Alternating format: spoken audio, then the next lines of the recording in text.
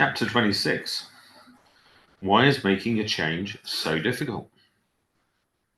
For many years, I knew what I wanted and what I had to do to achieve it.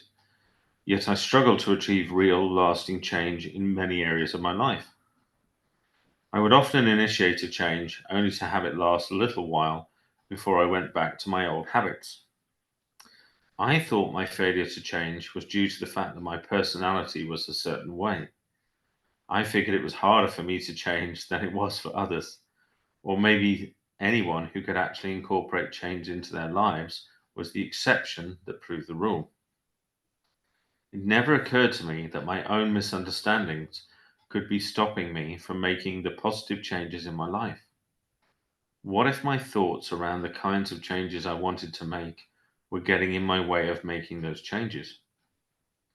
For example, at one point I decided I wanted to stop eating junk food.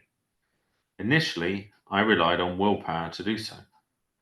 However, I was afraid that as soon as my cravings for sweets and other junk kicked in, I'd feel dissatisfied with my healthier food.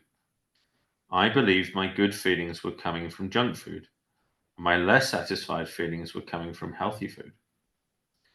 This made it look like it would be quite an uphill battle to change that habit, one that would take a lot of willpower, and this was the main reason I resisted making the change for so long.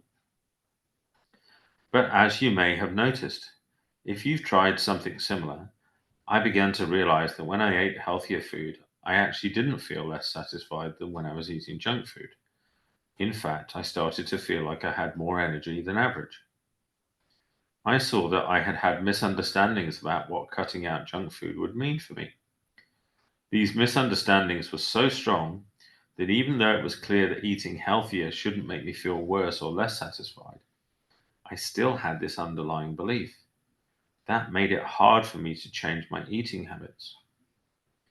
The same held true in many areas of my life, from money to relationships. When I had a misunderstanding about what making a change in any area of my life would do, or how it would make me feel, my thoughts would set up roadblocks which I wasn't even aware of. Of course, misunderstandings work both ways. If I believed that making a change would make me feel better, complete, whole, satisfied, then I would put an awful lot of pressure on myself to make that particular change. This in turn would make it far less likely that I would make the change actually happen. Even if the change wasn't a particularly complicated or challenging one, I made it more difficult by pressuring myself to do it. For example, I believed that by having a great, well toned body, I would feel more confident and self assured. I put a lot of pressure on myself a few years ago to achieve a certain physique, and I started training 6 days a week while eating 6 meals a day. This overtraining led me to tearing my meniscus in my right knee. Since opening up to how my mind actually works, I've made a number of big changes in my life. I found a job I thought was beyond me and subsequently left it for something I enjoyed even more. I started my own successful coaching business. I created an incredible relationship and marriage, and I've made healthier choices in my life and regularly work out. I've achieved these changes not by focusing on my behavior and using willpower, but through a kind of natural ease and grace I would never have thought possible. Now, I'm not saying there was no effort involved, but it does seem like in the past I was driving through life with the handbrake on. When I finally released it, by releasing the misunderstandings I'd had about how difficult change would be, my ride became a lot smoother. You may want to ask yourself, what areas of my life do I want to make a change in?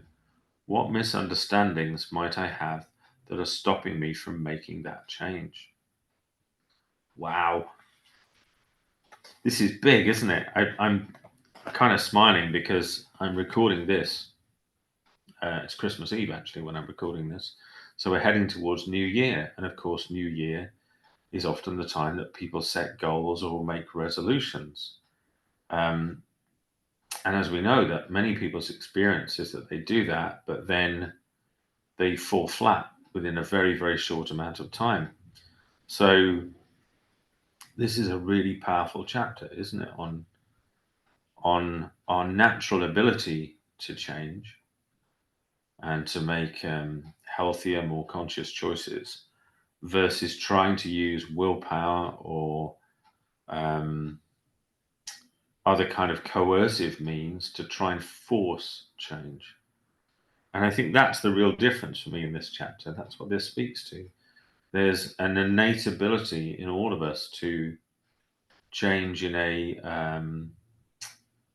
more abundant way, a way in alignment with our true abundant nature.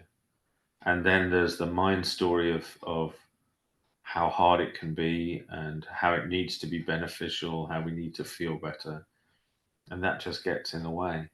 So I'm going to really enjoy reflecting on what changes I might be able to make really, really easily. Because I like things that come easily. See you in the next chapter.